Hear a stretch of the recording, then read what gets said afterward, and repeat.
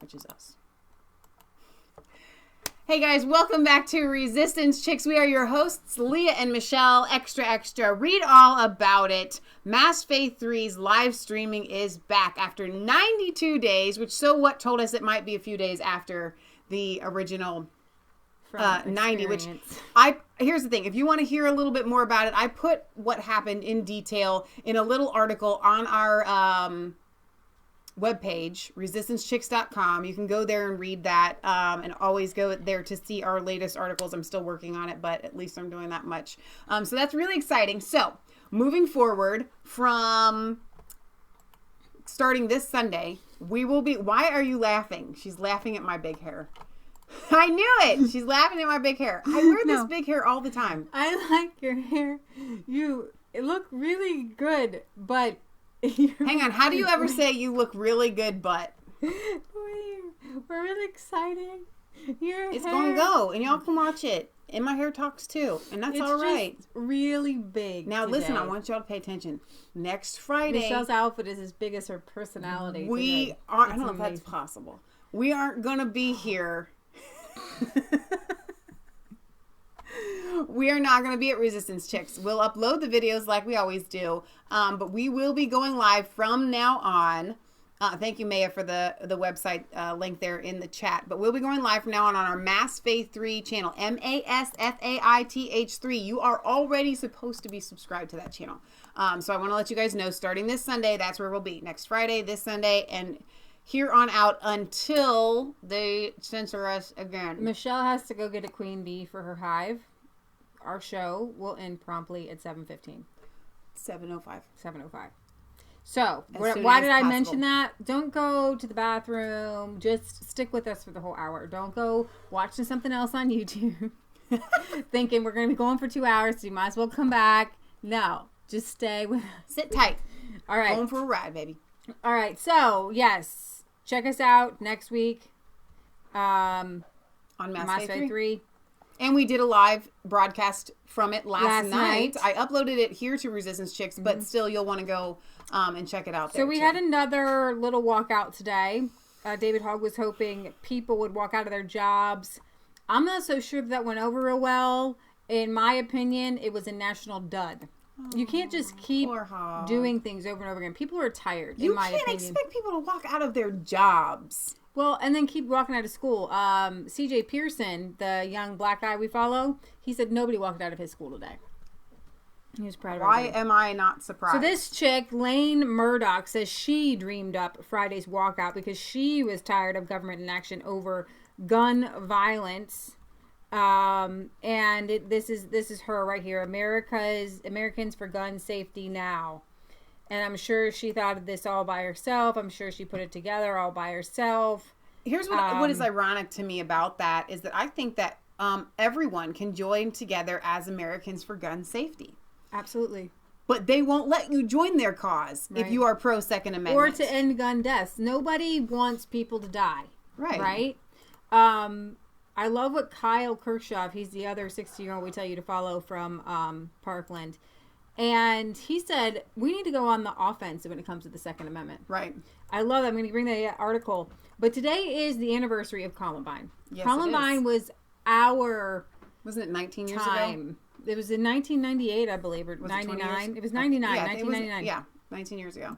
Columbine still resonates. We're talking about Columbine. But here's the thing.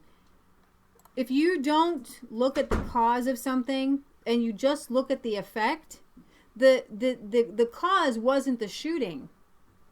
The effect was the shooting. Right. The cause was something broke in these two young men's minds. The cause wasn't the shooting. Done extensive research. They listened to some of the most god-awful, vile music, heavy metal music. It was like German music, and one of the songs was, I'm gonna take a shotgun and shoot up my school. Seriously. There's totally the ability to manipulate people through music and through words, and you can like yell at a plant and have it live, or you can sing Mozart to it, and You can yell at a plant and have it die, or you can sing Mozart and have it live. So when you say, does she know we can? Like my mom's having a conversation with Uncle Jack. We can hear every word. And I'm like, Mom, do you know we're going live right now? So anyways, you've got the Columbine anniversary today, and you have to look at what caused these kids to shoot up their school. Well, I have to tell you that it upsets me that they are using this. Because nobody walked out of Columbine.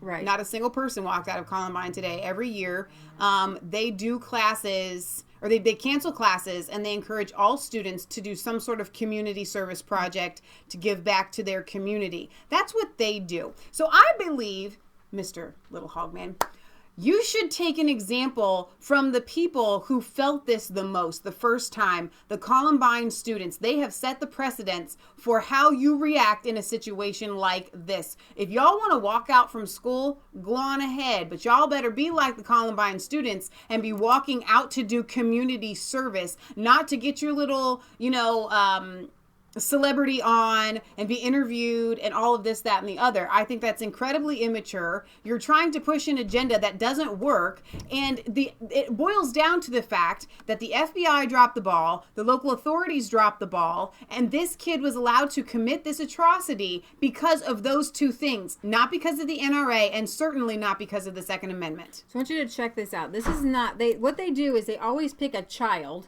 and then they put George Soros money behind it. Look at this. This is a whole giant website. Michelle knows. Ain't no 16-year-old putting together a giant website like this in in a few weeks. And so they have a walkout planning guide, table of contents, introduction, state of play, planning your walkout, day of sample talking points. So here's your day of sample talking points. The National School Walkout is the launch of a forward-looking youth movement. This is led by adults, by the way, that has a strategy, a plan for action, and isn't going away. We are walking out for those who lost their lives to gun violence to talk about the real problems our country is facing.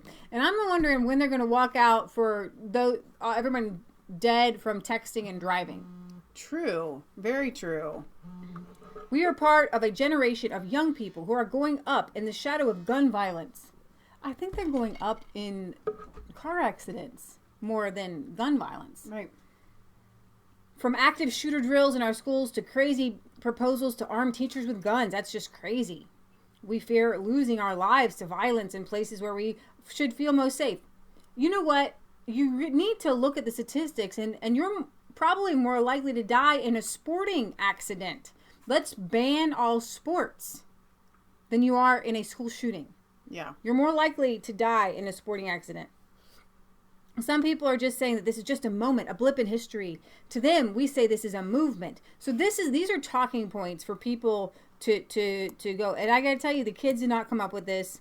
This is adults. Social media toolkit. What I was hearing National on the School news Walkout, and on Twitter. the radio was that this was against gun violence. And I think a lot of students probably participated because they thought that they were walking out against gun violence. Mm-hmm. Okay? This is a walkout against the Second Amendment. This is a political agenda pushed by the left. And that's what I have a problem with. It's not just, hey, let's walk out in memory of what happened to these students or what has happened to students across the board. So here you've got potential obstacle school administration. So they have a legal team for you to call if you get suspended or in trouble for walking out of school. I'm sure that teenage girl, the face of it all, did not set that up. Right. St. Mark the Evangelist says, Resistance Chicks, didn't the shooters at Columbine wear pro-evolution clothing? Yeah, they believed that was another one of their things. Mm-hmm. Darwin, survival of the fittest, that They were obsessed with Darwin's survival of the fittest and like the strong killing. So I would love to have a walkout against evolution because that mindset caused them to shoot up an entire school. Potential obstacle counter-protests. Beware of the counter-protests. At your event, the local group or event lead should ask attendees to refrain from engaging with people who are there to disrupt or be antagonistic in any way. And it goes on and on. I mean, seriously, children did not put this together. This is, and you can donate. You'll have to excuse me. I need to check this voicemail. It's from Kelly. Oh. So. Sure. Well, we're busy tonight. Remember, when we go live on Friday nights, you never know where we're going to be.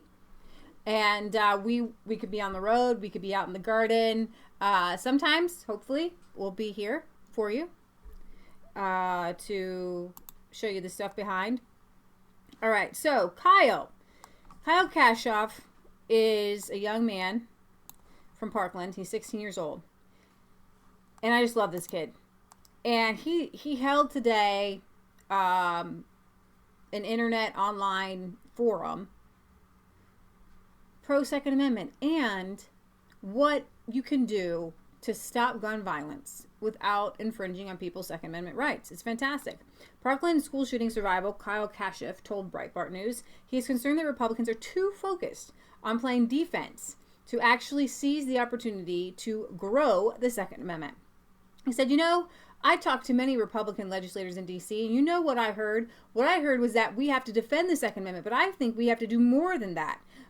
Thomas Massie, Rand Paul, they can't carry in Washington, D.C., and they all got shot up in that baseball, practice. But if one of them had been allowed to carry, and they would have been carrying, they could have taken that guy out. So you're not allowed even to protect yourself. He said, if all Republicans are trying to do is to defend the Second Amendment, they are not solving the issue itself. They're not solving the issue of gun crime. Instead of just playing defense and shutting down everything the Democrats are pushing up, let's push up our own legislation. The rally in Ohio, we had state legislators there who were saying that that's what they're trying to do. We don't have a stand your ground law in Ohio. Right. So we are actually legally, and I didn't know this. I had no idea. If a gunman comes at you, you got to run the other way first. You're supposed to run the other way first before you try to engage in this. In some, I'm like, no, Jack, we need to stand your ground. That needs to be changed. Several states have stand your ground laws, which means you can confront an attacker or somebody breaking your home. This is ridiculous. I can't even. Look, sorry. He says civilian gun use saves million-plus lot people every year, and that's true. People don't talk about all the lives that are saved with guns. How many lives were saved by the NRA instructor in Sutherland Springs who came out barefoot, armed with his AR-15, and he took out that shooter who was most likely headed to another church. Why are we not pushing for better laws, for broader laws to access a handgun and allow civilians to defend themselves? Why are we not pushing for that? Why are we not embracing concealed carry permits? Why are we not getting rid of gun-free zones? These are the things that the Republican Party that is now in power should be doing before midterms come up. He then shifted attention to April 20th anti-gun walkout today. These kids are trying to push an agenda that it's not going to solve the issue, which means if you want to solve the issue, you have to overlook your previous agenda and be like, hey, this is what we have to do. We have to be sure we don't have the gun-free zones because 98% of shootings happen in gun-free zones. It's fantastic. I love this kid. I absolutely love this kid. So Baker Mom says that they have the castle doctrine in Missouri and they can defend their castle. I just turned that off. Without having to retreat first. But I think that if you're in a public situation where there is a shooter or something going on, right, it should almost be like a thing you have to do. If you're carrying a weapon, you almost, you can't, that would be stupid. But you know what I mean? Morally, you should engage and try to stop the guy. Because you know what? People have been prosecuted for, like, okay, let's say somebody falls into a lake that's frozen and they don't seek help and they don't try to help the person. They can be prosecuted for that. You know what I mean? Because they just let them die. I think this is kind of the same situation. I don't think you should be prosecuted. That's not my point. But my point is it certainly shouldn't be something that you have to retreat first while the other person shoots up other people. That makes no sense whatsoever. So I'm going to read you some of these tweets about it, and then we're going to move on because I think it's just stupid. David Hogg says, can't wait to see these future voters walk out and into the polls come November and beyond. And that's another scary issue. They want to lower the voting age to 16. That's a thing. That's a weird thing. That can't be Of course a the thing. leftists want it because they need... Here's the thing. They have tried to get everyone they can. The black people, the Hispanic people. That's why they need illegal aliens, LGBT, women. And they have all these like minorities in their group. And they're like, it's still not enough. We need the children. No, they're going to be going to moms like right after they've given birth, and I can just see them with glasses on and a clipboard. Can I get the name of your child? We need to do a voter registration right now. They can begin voting as soon as they are born, and you can vote. You can cast their ballot for them until they can make their own decision. I mean, seriously, they're going to try to grab the youngest because they realize they have got the government indoctrination center. It's like, wait, we already have these kids. So somebody said they can drive. Why can't they vote? And I'm like, dude, most kids you have to you're 16, you have to wait 6 months, or depending on the state, you have to have your parents in your car to drive with you. It's not like, 1980 where you turn 16 and you go to the DMV and you take your test and you get your license that day. That's not how it works anymore. But still, if you're still in high school and here's the thing. You don't get to vote if you need a hall pass to go to the potty. That's quotable. That is quotable. That is absolutely quotable. As soon as you don't need a hall pass to go to the potty, then maybe you can vote. Maybe. We'll throw that out there. Remember when people like Martin Luther King used to march for equal rights? Now anti-Second Amendment students are walking out of class to march against their own constitutional rights. So weird. How'd this work, y'all? How did this work? If you want to keep your kids safe, Liz Wheeler says, abolish gun-free zones, arm teachers, hire armed security guards. If you see something, say something, then make sure the police do something. And that's what this is all about. We could rehash it, but we're not going to rehash the whole FBI, the cowards of Broward. Everybody dropped the line. Aaron on Facebook Live says, can't drink alcohol until 21, can't buy a gun at Walmart and Dick's until 21. By all means, let your 16-year-olds vote. Yeah, let them vote. They're still doing Tide Pods and yeah, they're still eating Tide Pods. They're still snorting condoms, but let them vote. The first school walkout was annoying. The second is like a badly written sequel that no one wanted and will perform badly at the box office. Go to school. Thank you. Actually, you know what? I'm all for kids walking out of school if they walk out permanently. Like, just get out of there. You know what? This is the government indoctrination center. I don't need this junk, Jack. I'm leaving. But unfortunately that's not. Wall-to-wall media for this. Stephen Crowder said, I just attended another national school walkout, 1,800 student school, maybe 20 protesters and 5 faculty. That's a lot of faculty to the students. 5 faculty to 20 students. Wall-to-wall media coverage for this, attending 3 more before the end of day. He was going around. So let's... Never mind the conservative states.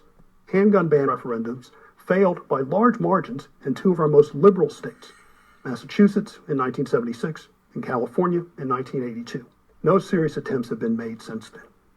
Recently, Australia's gun control efforts have gained new prominence as a possible model for the United States to follow. Let's get out back. Let's take a closer look at Australia. In 1996, after a lunatic used a semi-automatic rifle to murder 34 people in Tasmania, the Australian government banned all semi-automatic rifles and repeating shotguns.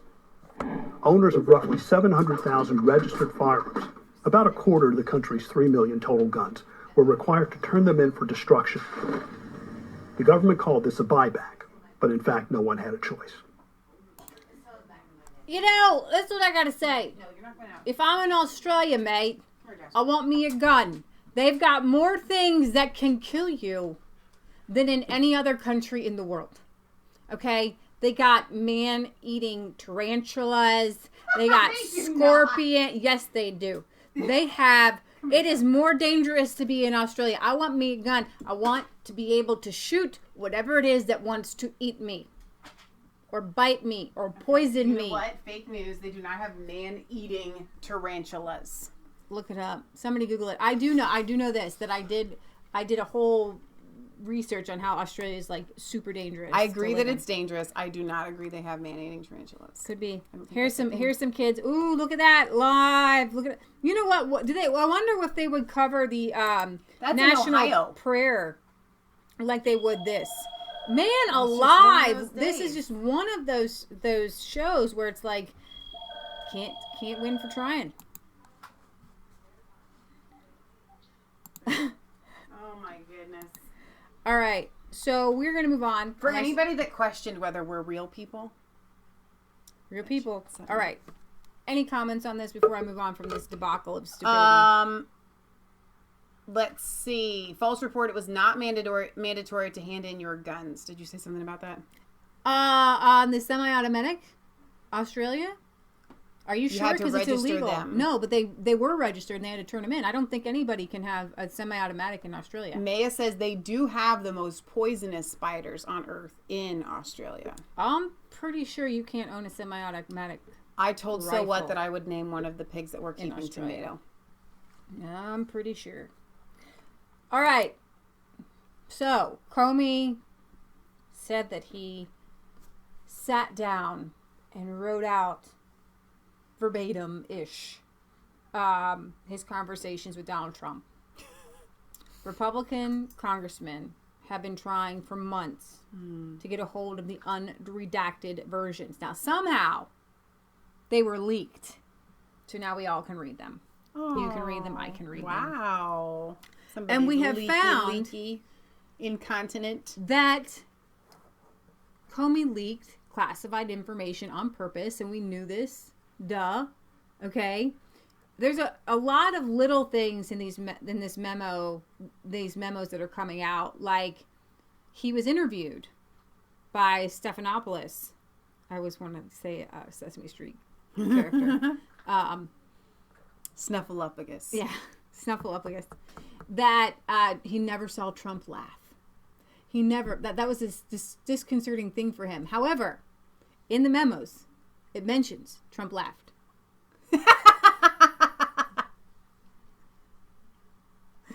Wow.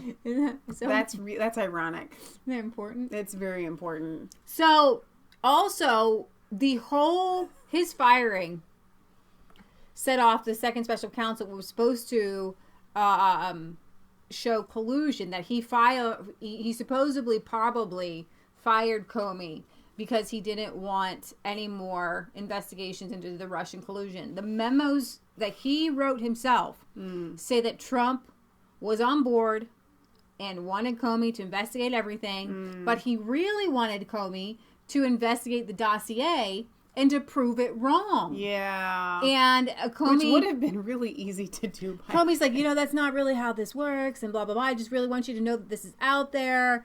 Trump vehemently denied it. And when your wife and your children are marching against your boss, and... There could be a bit of a conflict of interest there. And it looks to, over the period of several months, that you are a little biased. Little bit. He said he did ask for his loyalty. And that makes perfect sense. Will you be loyal to the president of the United States who you are bound to work, who you're working for? Okay? And Comey says, I will be truthful.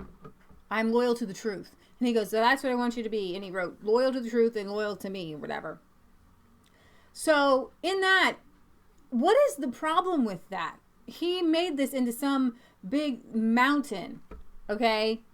And it's just absolutely insane. Now, we did learn that there's pressure from CNN that prompted him to go in and brief Donald Trump on the stupid dossier and tell him about the P-gate and everything. Patriot Gallery. Somebody said that they saw them and they were all written like at the same time with the same handwriting, with the same...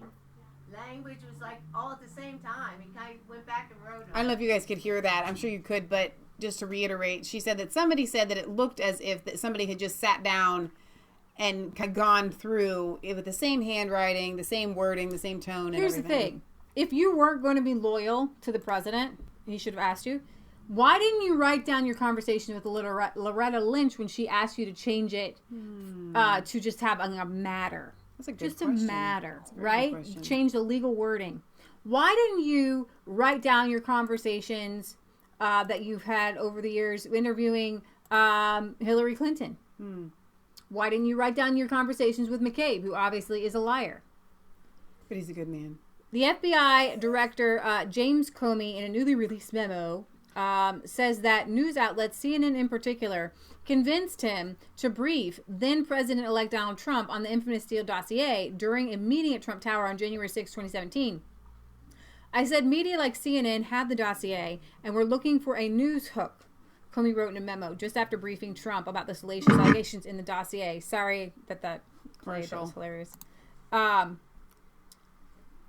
said it was inflammatory stuff, that they would get killed for reporting straight up from the source reports 4 days after that meeting. But then later when he was interviewed by Stephanopoulos, he said, I don't know if it's true or not. I don't know. It could be. At this point, I don't know. 4 days after the meeting, CNN published a story revealing the existence of a salacious report alleging the Russian government had compromised Trump. The CNN story was referring to what's now known as the dossier, unverified 35-page report written by former British spy Christopher Steele. Another interesting tidbit to add to this, developing, the Obama CIA chief John Brennan made a secret visit to Russia about the same time as Fusion GPS produced anti-Trump memos. Collusion. There's real Russian collusion here, people. Obama CIA chief John Brennan, who is fiercely anti-Trump, made a secret visit to Moscow in March 2016. Weeks later, in June, Christopher Steele with Fusion GPS, who was hired indirectly by Hillary Clinton, produced his first anti-Trump memo. A case can be made that Brennan flew to Moscow to get the dossier direct from FSB, gave it to Fusion GPS, who hired Steele to put his name on it and peddle it, and who distributed it to literally everybody else. If he did this as CIA director, gotta shut it down. The whole CIA got to dude, go. the FBI is bad enough. The CIA has killed more people than the wrath of God. No, I'm kidding. But Probably. seriously, the CIA overturns governments, has done horrible things, should not exist. Needs to go away, needs to be done. It does things like this. Literally, I mean, you think that, what is that? Matt Damon movies? The Bourne series. Yeah, you think that's fake? You think aren't people on the top, coming up with, crazy things? All right, somebody marked on that screen. That's exactly what she tried to wipe that off. According to a report earlier this month, former Senate Minority Leader Harry Reid believed Brennan was using him in order to publicize pretend links between Trump campaign associates and the Russian government. The Russian papers reported on this visit at the time. The Moscow Times on March 28th, 2016 says, John Brennan, the director of Central Intelligence Agency, made a secret visit to Moscow in March, according to Russian Deputy Foreign Minister Oleg Something-Tov. The visit, he said, had nothing to do with Russia's decision 2 weeks ago to begin withdrawing from Syria. It's no secret that Brennan was here. He was quoted by the Interfax agency as saying Monday, but he didn't visit the foreign ministry. I know for sure he met with the Federal Security Service, the successor agency to the Soviet KGB. He met with the spy agency, you guys. It wasn't clear why Brennan visited Moscow, but the trip appears to have coincided with President Vladimir Putin's surprise March 14th announcement that Russia combat operation in Syria was ending, but it actually didn't end, so we'll see. Today, John Brennan is one of the most vocal Trump critics. He says, what is that word? Caucusocracy is collapsing under its lamentable journey as the greatest nation history has known. We have the opportunity to emerge from this nightmare stronger and more committed to ensuring a better life for all Americans, including those you have so tragically deceived. And he tweeted that out on April 13th about Donald Trump. Wow. What do y'all think? So earlier, Chris Holman had said, I just wanted to get back to a couple of the comments, that if you are too young to join the military, then you are too young to vote. I thought that was a really good point. But also, to go back to school shootings, apparently there was another shooting at a school today. I think there was something.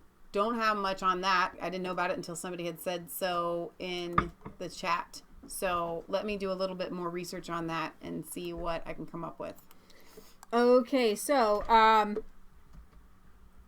oh, and they're telling me, and I knew this because I had read it yesterday, that today is Hitler's birthday. Yeah, which is isn't that weird? Well, it is and it isn't, because it's not surprising that the Columbine students. Right. However, right. I wouldn't put it past, the puppeteers of David Hogg to also find that significance meaningful to them. So, joining Comey, let's see. The leaker of the Comey briefing to Trump has not been identified, though only a small number of government officials would have been aware of the meaning of what Comey told Trump. Joining Comey were James Clapper, John Brennan, and Administrative Mike Rodgers, the directors of the Office of National Intelligence, the CIA, and the National Security Agency, respectively. Clapper was in contact with CNN journalists at the time around the briefing and the House Permanent Select Committee on Intelligence found. Clapper is currently an analyst at CNN. Go figure. Former Director of National Intelligence James Clapper, now a CNN national security analyst, provided an inconsistent testimony to the committee about his contacts with the media, including CNN. It's a recent report. Comey mentioned CNN efforts to report the dossier in another meeting with Trump held at the Trump White House on January 28, 2017. I explained why I had thought it was important that he knew about the dossier, Comey wrote in a memo. He wrote shortly after his White House visit. I also explained that one of the reasons we told him was that the media, CNN in particular, was telling us they were about to run with it. So why is it that the FBI has this great relationship with CNN? That's a very good question. I don't know. I just don't know. All right, so let's see. I can throw this up here really quickly so you guys can see it. It was in Ocala, Florida, that it happened early this morning. It says a suspect was in custody following a shooting at a Florida high school Friday that injured one student. Police said the Marion County Sheriff's Office said the incident occurred at Forest High School in Ocala. Authorities said the suspected shooter, a 19-year-old male, was not the current. Ban all 19-year-old males. That's a good point.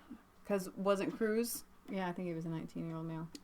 The suspect went inside the school and shot a 17-year-old male student in what was believed to be an intentional act. It was not immediately clear if the two knew each other. The student was allegedly shot in the ankle, taken to a local hospital for treatment, and is expected to fully recover. The identities of the suspect and the victim were not immediately released. These kind of things happen a lot if this is maybe gang-related or something like that. Unfortunately, there are different kinds of school shootings. Mm-hmm. And there are shootings on school grounds, but not the mass school shootings that everybody keeps talking about. So apparently it happened around 8:39. Authorities were called.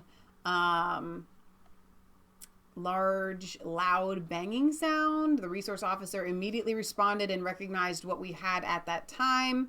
A man named Chris Oliver said his 16-year-old son, a student at the school, told him the shooting happened near his classroom. The teen told Oliver the shooter was standing in the hallway and shot at a closed classroom door. The shooter then dropped the unspecified weapon, ran and tried to hide. Then he told that's what he told his father. So I do know that somebody had said that he brought the gun to school in a guitar case. Oh, wow. Which is interesting, but I know what you're saying, Leah, that there are different kinds of shootings. However, it is worth noting the significance of a school shooting on the day of the walkout, on the anniversary of Columbine. Absolutely. I find it a little fishy. Oh, Y'all sure. can draw your own conclusions from that, but I just want to throw that out and there. honestly, the more the bigger they make these out to be, the more media they cover. A lot of these kids do this for fame. And they want the fame. They'd rather just die famous. Patriot Gallery does not believe in the draft, but she did. She did put in the comments here because Britt Baza says, "How do you ban all 19-year-old males then, Leah?" And Patriot Gallery says, "Put them all in the army at 18." I'm definitely not down. Dude, if all the 19-year-olds are having issues, or if they're mostly 19-year-olds, yeah, put them in the army for 2 years. See what happens, some kid. All right. So Comey memos probed by DOJ for classified info leaks. So the Department of Justice Inspector General is now conducting an investigation into classification issues concerning the Comey memos leaked to the New York Times. Here it comes now. Now she just heard me say that 30 seconds later. Before that, I said, God said that all boys or all men should marry, have houses, have homes, have children, so their names remembered before they go to battle. So that if they die in battle, they'll have children and family left behind to remember them. I don't know if y'all heard that. It's a really good point. The Bible does talk about how men should have families and children so that before they even go to battle. And I agree with that wholeheartedly. I don't think we should be sending our youngest yeah, that stinks. To war. It seems really hard. I think we should send all of Congress into battle. Yeah. They want to go fight in Syria, go fight yourself. Yep. Get yourself out military garb and everything. All right, so sources tell the Wall Street Journal that at least 2 of the memos, which Comey leaked to his good friend, the Columbia law professor, He Daniel leaked Richmond. them to be leaked. Let's be clear on that. He wanted them leaked, and so he leaked them to a leaker so that it wouldn't be him leaking it. Contained information that officials now consider classified. Duh. It was. These are your conversations with the President of the United States. Yeah. You wrote them down. You don't get to share them with the world. That's not how this works. A conversation on the dossier, on all these classified things, you don't get to. Anyways, yeah. So, I guess Michael Horowitz is looking at that. Of these 2 memos, Mr. Comey himself redacted elements of one that he knew to be classified to protect secrets before he handed the documents over to his friend. So he knew for sure that it was classified. Just because you redact something doesn't make it unclassified. Right. You just can't, on a whim, nobody can on a whim just say, you know what, I'm the FBI director. I'm going to unclassify this. Well, and like the JFK files. When they were released and unclassified, they were still redacted. Right. Hugely. And it made it look, I mean, the biggest thing on there was that, in the JFK files, was that that the FBI told MLK to go kill himself, to commit stinking suicide. Hello? That's in the FBI files, that they sent him a box. They wrote it down themselves. That's what they did themselves. That's a whole nother episode. Right. He determined at the time that another memo contained no classified information, but after he left the Federal Bureau of Investigation, Bureau officials upgraded it to confidential, the lowest level of classification. Comey told congressional investigators that he considered the memos to be personal with the president of the United States. You're talking to the president of the United States about highly sensitive materials and spies and all crazy stuff, but you think that they're just personal? Personal? Personal is in the potty, okay? Not with the president. The memos leaked through Richmond were a major catalyst in Deputy Attorney General Rod Rosenstein's decision to appoint the FBI Director Robert Mueller. They did this on purpose. This was his vendetta for being fired. And somebody pointed this out. How come Clinton and Comey get to go on book tours and make money, and they lied to the FBI, and General Flynn and I'm going to get to this. Trump tweeted this out, and General Flynn's whole life has been demolished. Right. He didn't actually do anything wrong. So, I know we're on one subject, but we talked last night when we went live. Devonna had said that the B-2 bombers might have been going out and this, that, and the other. So I just got an email from Bill Burnett. He must be watching that episode right now, because he usually emails me when he's watching something.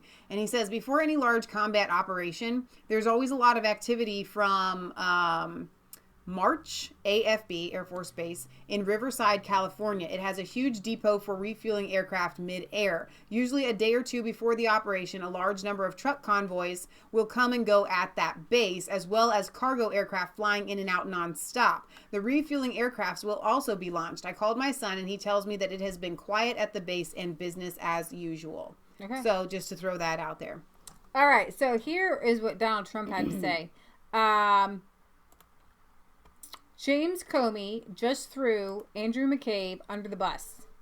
Inspector General's report on McCabe is a disaster for both of them, getting a little or a lot of their own medicine. Then he says, James Comey memos just out and show clearly that there was no collusion and no obstruction.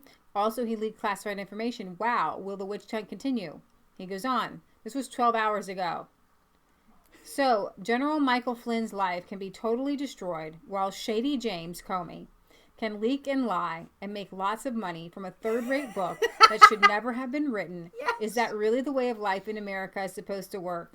I don't think so. I don't think so. Exclamation point, he said. End quote. That's fantastic. I love it. Wow. He's thinking the same things. You know what? Trump did not want to fire Flynn.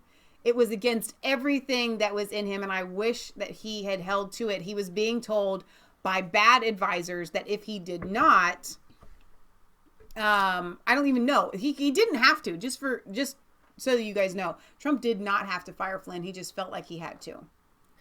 So then he says this, on On another subject, we're going to go back to the Comey memos in a second. Just heard the campaign was sued by obstructionist Democrats.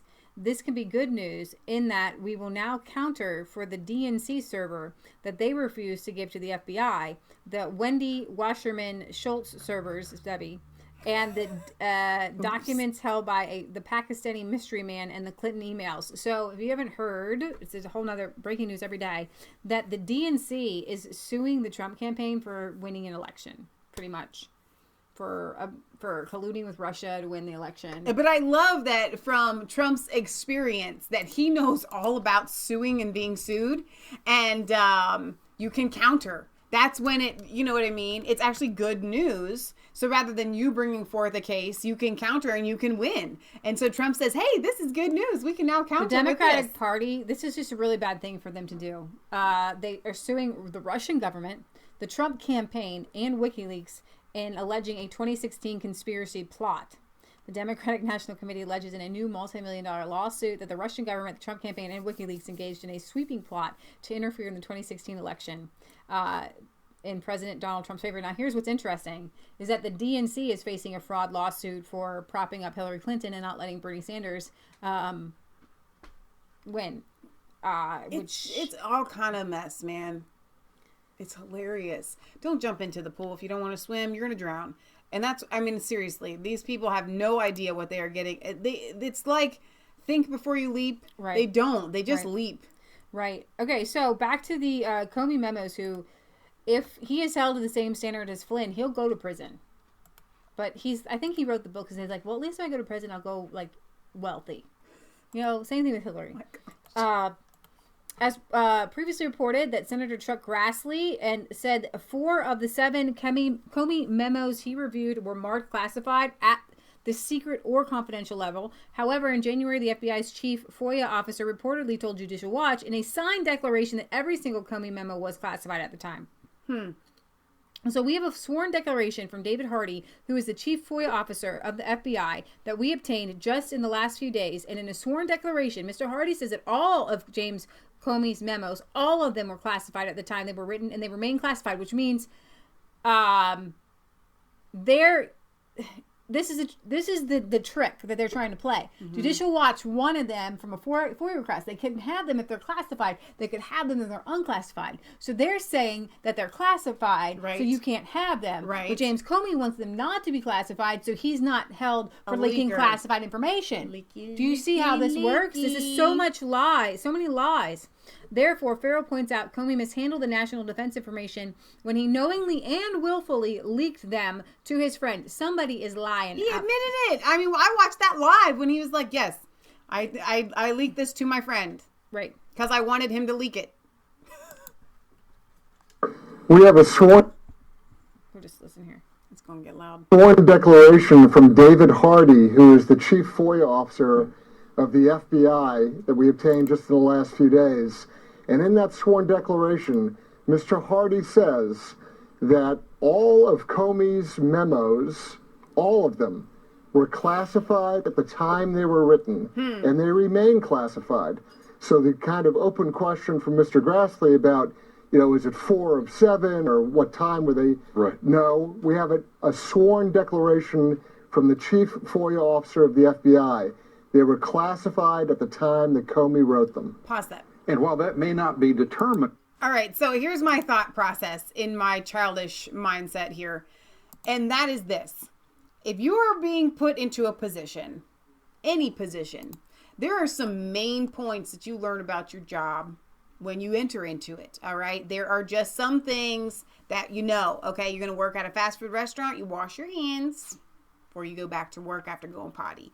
That's something that you do. When you are FBI director, you understand that your memos, from what you have experienced, going into your brain, out through what you write down, is classified because your position, your very position, you are privileged. There's a reason why you have your job, and you are allowed to talk to these higher up officials. Okay? Which means that the information that you glean from these meetings is classified. This is not like writing in your diary, James Comey. Dear diary, I met with President Trump today, and you put it by your bedside and anybody can come and read it. That's not how this works. You understand when you enter that job that your information, that you are very privileged, this is a high office job that you're privileged to have, is classified automatically. You know this. This is not something that when you came in and you were given the tour of the shop and all this, that, and the other, and somebody's giving you your, thing around school, your little tour. This is your teacher. When you're giving this is your desk for the FBI director. Oh, and by the way, anything that you write down is classified, So remember this. I want you to remember this. Comey's firing and the subsequent leaking of these memos is what caused Rod Rosenstein to appoint appoint the Mueller investigation. Rod Rosenstein said he had no confidence in James Comey and suggested to President Trump that they fire James Comey. I mean, how is this not a thing? This is like so much circular confusion. It breaks my brain. Now, Trey Gowdy, who else? Gowdy, Nunes, and Goodlate go nuclear after Comey memos released.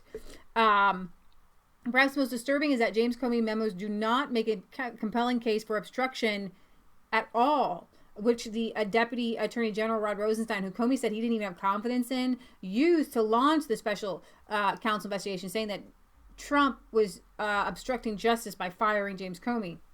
In response to the Comey memos, Congressional Committee chairs Devin Nunes, Bob Goodlate, and Trey Gowdy fired off a scathing rebuke in which they made it abundantly clear that the Mueller investigation is a farce, based on yet another example of the FBI using a flimsy document to launch a politically motivated investigation.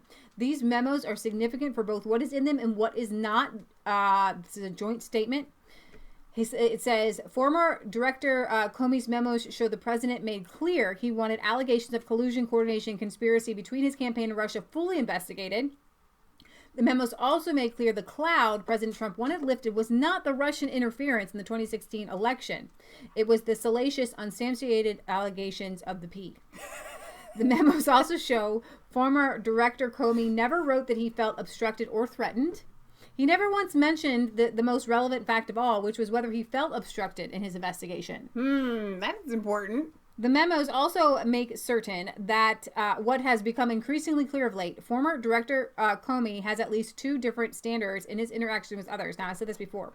He chose not to memorialize conversations with Obama, Lynch, Secretary Clinton, McCabe, or others, but he immediately began to write down conversations with President Trump. Where are his other conversations?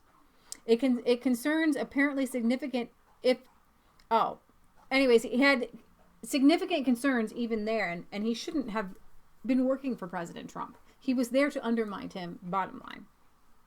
These memos also lay bare the notion that former Director Comey is not motivated by animus. He was willing to work for someone he deemed morally unsuited for office, capable of lying, requiring of personal loyalty, worthy of impeachment, and sharing the traits of a mob boss. Former Director Comey was willing to overlook all of the aforementioned characteristics in order to keep his job. In his eyes, the real crime was his own firing. But really, it wasn't just in order to keep his job. He was put there by people that are over him to do a specific job. So then he leaked some of his memos, and as they're saying, as we have consistently said, rather than making a criminal case for obstruction or interference with an ongoing investigation, those memos would be Defense Exhibit A should a charge be made. And then we read to you Donald Trump's reaction there. Wow. Yeah. That's awesome. Yeah. So, Donald Trump mentioned the Awans, the Awan brothers. I love that he mentioned the Awan brothers. These Pakistani guys who were given complete reign over all of pretty much everybody in the Democratic Party. Not to mention their paycheck was pretty high. They worked for Debbie Wasserman Schultz. Well, they worked for everybody. Right, I know, but I'm just saying they were kind of her little dudes. Right, they were her dudes. So here's the thing. The father of Imran Awan, the aide to Schultz, who investigators concluded made unauthorized access to House servers, transferred a USB drive to a Pakistani senator and former head of a Pakistani intelligence agency, the father's ex-business partner said. Minhas told the Daily Caller News Foundation that Imran Awan's father, Hajid Ashraf Awan, was giving data to Pakistani official Rehman Malik, and that Imran bragged he had the power to change the U.S. president. Asked for how he knew this, he said that on one occasion in 2008, when a USB was given to Rahman Malik by Imran's father, my brother Abdul Razak was with his father. After Imran's father delivered the USB to Malik, 4 Pakistani government intelligence agents were with his father 24 hours on duty to protect him. You know, when you read that sentence at first and you said to change the U.S. president, like, I'm thinking, like, maybe I can help change you. He literally means we can get rid of this dude and bring in somebody else. Just so you know, the English language is a little bit confusing. Right. So the Daily Caller actually traveled to Pakistan for the story and interviewed numerous residents who interacted with Imran, and they confirmed that he does travel that country with a contingent of armed Pakistani government officials and routinely brags about mysterious political power. So if he's just a random computer aide, why does he have Pakistani? Dude, Pakistan is Wild Wild West for crazy people from the religion that shall not be named. Very true. It's cray, man. It's bad.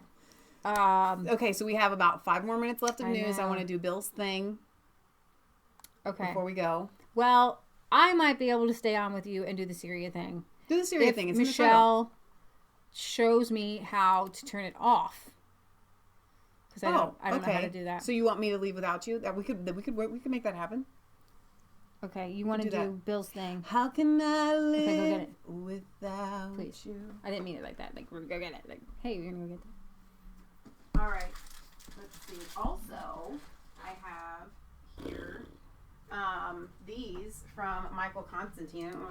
Oh yeah, but I forget where you're from, Michael. But I think he's from somewhere else.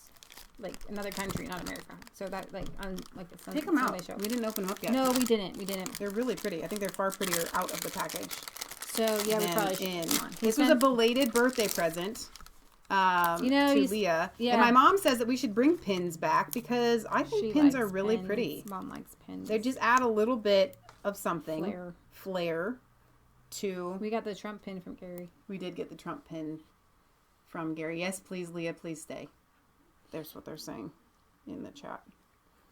Except for, these pins are always like, they make me go cross-eyed trying to get them. I know. Isn't that pretty? I have a little flower. Butterfly. I have a flower. Oh, that actually matches your outfit there. So thank you. Now, Bill. Oh my gosh. He's been injured, right? Yeah. And so he's been working on something. It's a beautiful card. Perfect in beauty. God shines forth. Psalm 52. And on the inside, it says, last year while awaiting a heart procedure, I spent a great deal of sedentary time with the Lord watching your internet programming and working on various projects. Over that time of watching your various broadcasts, I've grown to develop an affection for your whole family. I made this token of my feelings for you all. You are all in my prayers constantly, each of you and your home and property. I ask the Lord to rain blessings down upon you and to surround you in his protection from all afflictions from the enemy. Your servant in Christ, Pastor Bill Burnett. He says that he's making 2 more, but I don't even know how you can do that. I want to show you guys this. I have been so excited to reveal this I want you to hold this so that I can make sure that they're able to see it. Hold it right there. Now, that may not look like you see perfectly. That much. This is cross stitch. This isn't a print, okay? This isn't printed out with God's little acre under it. This is cross stitched, you guys. I'm pretty impressed that a dude did it. I know. I can't get over it. Bill, it's beautiful. Absolutely amazing. I cannot get over how incredible this is. Can you get into look at it. Look at it. Look at the cross stitch there. That is absolutely incredible. Incredible. It's out of this world. It's incredible. I just want to keep it here so you guys can just see it like the whole time. I'm going to have to bring that back at some point so you guys can really see the rest of it. See it more. Really look into it. You know what I'm going to do? I'm going to take a picture of it and I'll put it on the website. Oh, yeah. We have a website now. So you guys can see it there. You going to make it, Sid?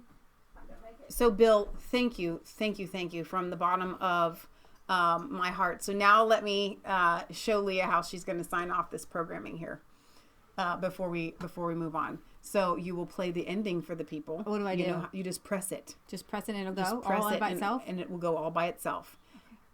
And then you're going to come up here to outputs. Does that make sense? Yeah. You're outputting the broadcast. Yeah. And then you uncheck. Is that it? You uncheck it. And then if you want to make sure that you're off, you can close the program down. I can do that. I'm going to do that. Now you be safe and call me when you get there. Okay, so I'm going to go and I'm going to get a queen bee for my hive that is queenless. It's really sad. It's a big booming hive, and one day we will just do an episode. We had people over here today, knew nothing about bees. We will just do a full-on episode of how they are unique and amazing. And you should make Patreon gallery sit up here. That stuff. But no, but she'll be in the thing. Oh. So I'm not by myself. Yeah, I wouldn't know how to do that. No, it won't work. It won't work. Go on. Get down with your bad All right. self. I love you guys. Yes, Britt Baza, Barry. I haven't seen the parcel from the UK. However, it took Sean and Tracy's package forever to get here. So I'm going to keep an eye out for it. Sometimes it gets stuck in customs. The package from Poland took like a whole month. Yeah. All right. So you may carry on here. Are you going to watch the else? chat? I will try. I'm going to try. I'm going to try to look at the chat, you guys, at the same time. Let me put it in front of you. No, I can do it. All right. So and there's Facebook chat too right here. You don't have to watch it, but okay. That's why I switch back and forth from Facebook. And hopefully you won't get an email. Sometimes I check those too. Okay. All right. So back to the Pakistan story, because this was pretty crazy. You had Imran Awan. Why does he have a whole contingent of armed security? Who is paying for that armed security, by the way? Nearly Imran's entire immediate family was on the House payroll working as IT aides to 1/5 of the House Democrats. We told you that, you guys, before, but it's worth remembering. And he began working for the House in 2004. The Inspector General, Michael Pataski, testified this month that system administrators hold the keys to the kingdom, meaning they can create accounts, grant access, view, download, update, and delete almost any electronic information without an office. Because of this high-level access, a rogue system administrator could inflict considerable damage. Make sure my purse is hanging up, please. Okay. That you don't take it with you is what I'm saying. Minas said, Imran Awan said to me directly these words: "See how I control White House of my fingertips." I don't know, my Pakistani accent, I need to work on it. He said he can fire the prime minister or change the U.S. president. Why the claiming big stuff? I didn't understand till now. I was Imran's father's partner in Pakistan, Minas said, in 2 land deals in Pakistan so big that they were often referred to as towns. In 2009, both men were accused of fraud, and Haji was arrested but then released after Imran flew to Pakistan, allegedly exerting pressure on the local police. So this guy is like, I'm kind of crooked. He's really crooked. Okay? Minas is now in U.S. federal prison for additional fraud. And the Daily Caller could not confirm whether Minas' claims about the USBs are true, but Minas said the DOJ or the FBI never interviewed him about the A1s. So here's the thing. We have Russian supposed collusion that did not happen with our election. We have Pakistani from the religion shall not be named collusion in our election. And the FBI doesn't care. Where's the special counsel, you guys? Where's the special counsel to look into the A1 brothers? I don't understand why there's no special counsel with that. So he's in prison and nobody wants to interview him.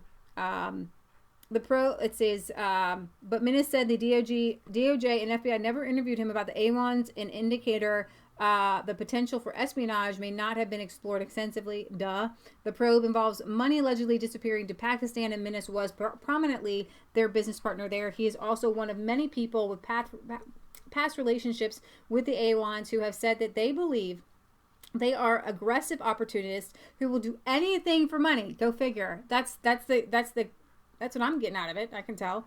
The parts of Minas' story correlate with observations elsewhere. Haji's wife, Samini Galani, Imran's stepmother, said in court documents that Imran used IT skills to wiretap her as a means of exerting pressure on her. Go figure. Haj would frequently boast that Imran's position gave him political leverage. Numerous Pakistani residents told the Daily Caller, my son owned White House in D.C. I am a kingmaker, he says. Oh my gosh. Senator Malik is a former intelligence agent who served as a director of the federal so I'm going to go on. But anyways, what do you guys think? This whole thing is so shady.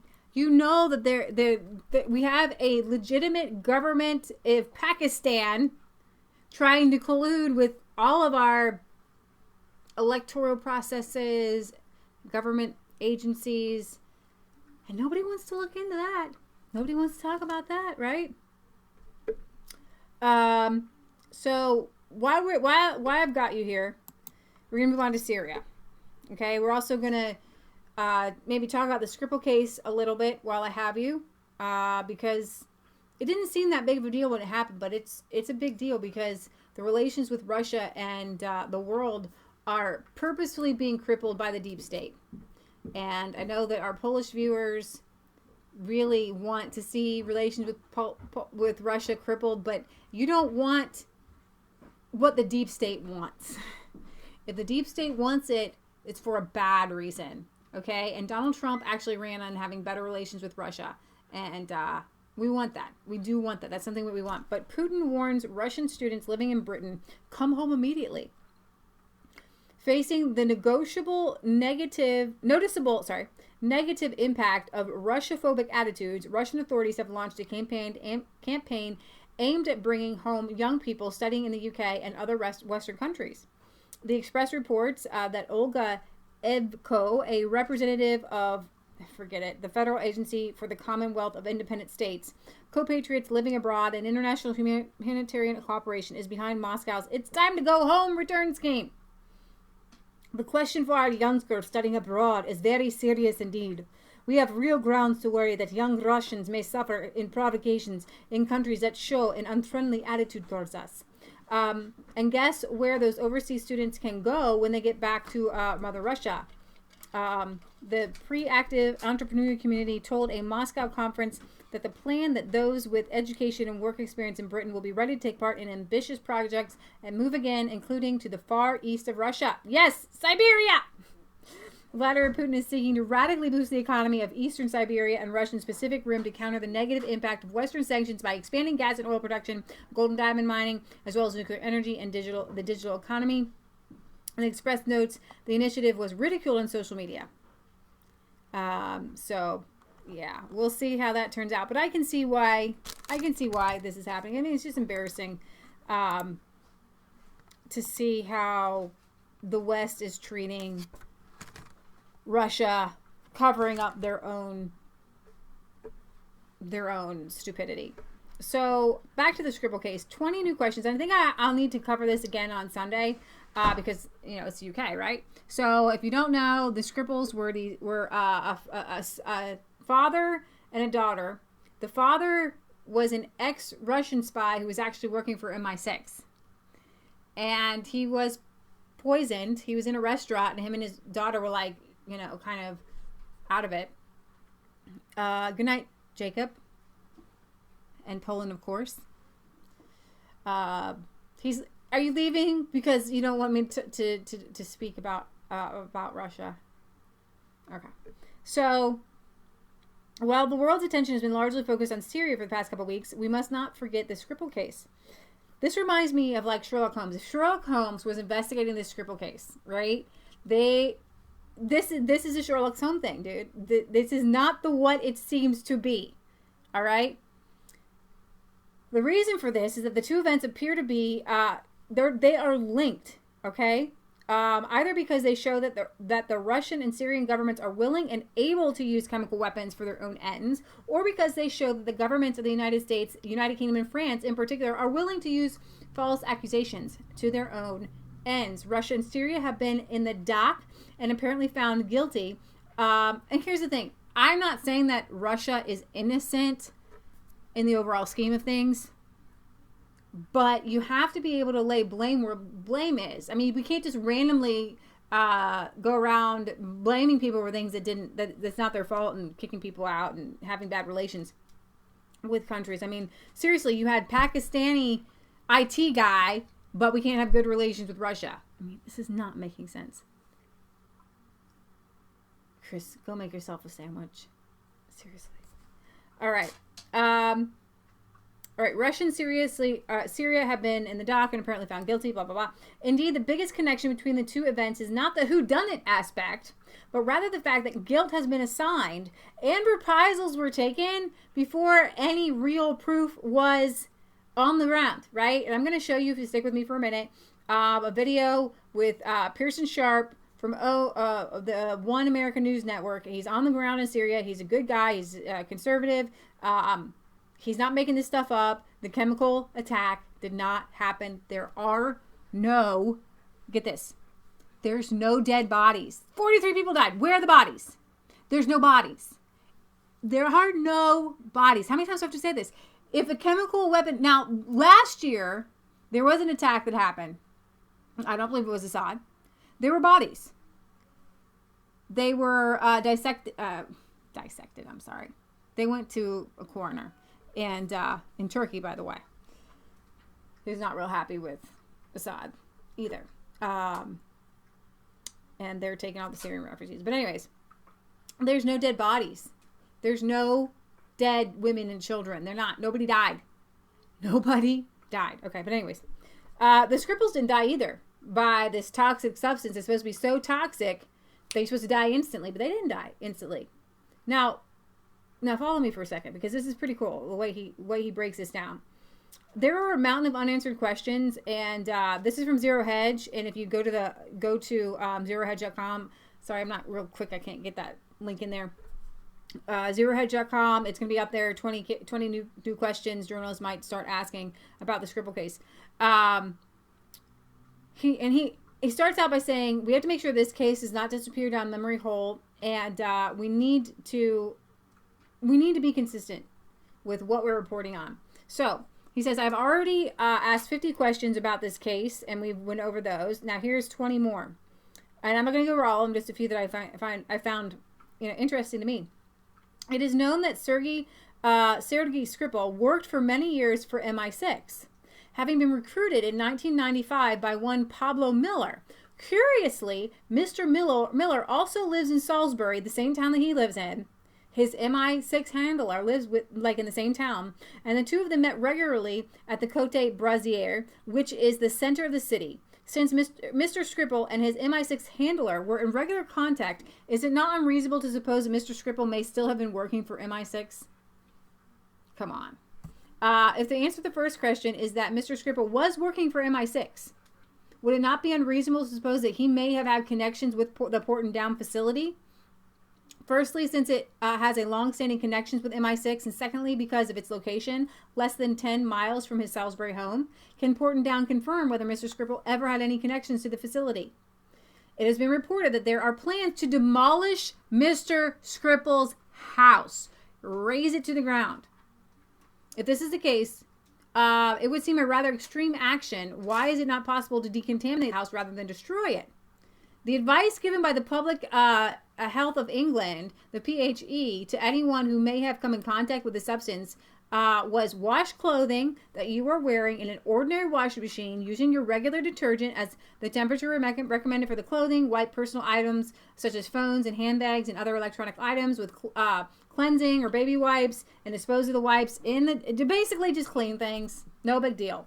Assuming that the advice given by the PHE was referring to the same substance that was apparently found on the door handle of Mr. Skripal's house, why were people who believed they may have got the chemical on their clothes or other items not advised to demolish their homes? Alternately, why is warm water, detergent, and baby wipes deemed insufficient for decontaminating Mr. Skripal's house?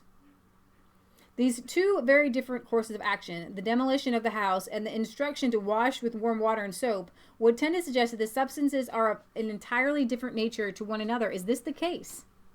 If so, what accounts for the difference? Is it possible that there were other chemicals in Mr. Skripal's house which were more toxic than those that the PHE advised could be treated with warm water? The Russian Foreign Minister, Sergei Lavrov, has claimed that one of the laboratories which analyzed the environmental and blood samples on behalf of the OPCW, the Spies Laboratory in Switzerland, said that traces of the toxic chemical BZ and its precursor, which are second category chemical weapons. The Spies Laboratory has refused to confirm or deny his statement, instead issuing a non-denial denial. The only institution that can confirm what Mr. Lavrov was saying is the OPCW. We cannot confirm or deny anything. Since the UK government has seen the analysis of the original samples and seen the copy of the OPCW's classified report, can a spokesperson categorically say this is not BZ? Did the analysis at Portendown identify any traces of BZ in either the blood samples or environmental samples? If Mr. Lavrov's claim about the Swiss laboratory is correct, would this explain the somewhat ambiguous language used by Portendown, which says it was a Novichok class nervine agent or closely related agent? All right. So they were saying that this particular Novichok nerve agent was in its virgin state. Their surprise comes from the high volatility of the substance in question and the relatively long period between the poisoning and the sample taking. This also appears to accord with the OPCW's official summary of their findings, which stated that the laboratories that had tested the samples had found that the toxic chemical was of high purity. The latter is concluded from the almost complete absence of impurities. Since A234 is said to be of high volatility, degrading quickly, can Portendown offer an explanation as to how the samples collected by the OPCW weeks after the poisoning could have contained A234 of high purity? Furthermore, one of the scientists who worked on the development of A234 substance in the Soviet Union has stated that the OPCW data saying that a toxic chemical was used proves that it was not Novichok. Novichok is a complex nerve paralyzing substance consisting of a mixture of many different components and additives that decompose in different ways. If a pure substance was found, it could not have been Novichok. Novichok is not a pure substance, okay? Mr. Rink also stated that if pure Novichok was indeed present in the substance found on the handle of Mr. Scribble's front door, both Sergei and Yulis would have died on the spot had they come in contact with it. Can the UK government or experts at Portendown comment on how they came across it, along with the detective Nick Bailey, and how could they come in contact with it and still be alive? Can the UK government or experts at Portendown comment on how they were able to, come in contact with it, but then they didn't feel any effects for 3 to 4 hours? And here's another thing. A234 is reputed to be unstable and vulnerable in water. Indeed, one of the chemists who allegedly worked on its development said only an idiot would have used Novichok in human conditions. And I guess they didn't actually... It says that the theory that the substance had been placed on the handle of Mr. Scribble's front door surfaced around March 22nd, more than 2 weeks after the poisoning, and after a number of other theories had been mooted and debunked. During that time, there were not only heavy periods of rain, but also heavy snowfall. Can a spokesman for the UK government or an expert say, how did you find this in its pure form after all this rain? So then, the symptoms of Novichok are... increase at neuromuscular junctions to cause involuntary constriction of a skeletal muscles. This then leads to respiratory and cardiac arrest as the victim's heart and diaphragm muscles no longer function normally, and finally death from heart failure or suffocation. The symptoms of BZ, which might occur by inhalation, ingestion, or skin absorption, is signs and symptoms that include hallucinations, agitation, dilated pupils, blurred vision, dry flesh skin, urinary retention, hypertension, and elevated temperature. One of the witnesses said that there was an older guy and a young girl, and they were sitting on the bench, and they were just kind of sitting there looking at the sky. So it looks like their symptoms are more of this BZ. And they also, the method for decontaminating BZ is gentle but thorough flushing of the skin and hair with water or soap, and water and required bleach is not necessary. So, if the health ministry in England, in the UK, is telling people to just flush thing, wash yourself, wash your clothes, that's the same thing for BZ. There's nothing you can do for Novichok. There's nothing. You can't wash it. You can't. I guess there's no antidote for it. So, all right. I want to bring to you. Lastly, but not leastly, of course, bring up his video. I do have it here somewhere. Pearson Sharp's latest video. Where are you, Pearson? You know what? Before I do that, I want to just bring up this article. How the Guardian fulfills George Orwell's predication of newspeak. On Sunday, April 15th, Britain's Guardian bannered OPCW inspectors set to investigate site of Douma chemical attack and pretended that there was no question that a chemical attack in Douma, Syria on April 7th had actually occurred. And the article then went further along the same propaganda line to accuse Syria government of having perpetrated it. This news story opened and it says UN chemical weapons investigators were set on Sunday to begin examining the scene of the chemical attack in the Syrian city of Douma, which had prompted the joint U.S., French, and British strikes against the military installations. The rival delegation came as the Syrian military announced it had purified, I guess, the sources. But anyways, this whole article basically goes on to say units of our brave armed forces, our auxiliary and allied forces. Guardian is a far left news outlet. They are a propaganda news outlet. If they are praising this attack, then libertarians and conservatives and people on the right and people who support freedom and truth should not be in bed here with the Guardian and its whole crazy newspeak. You can only have one line of thinking on the BBC. It's Assad. He's evil. He did this. We're done. Right? It's the same thing on CNN. It's Assad. He did this. We're done.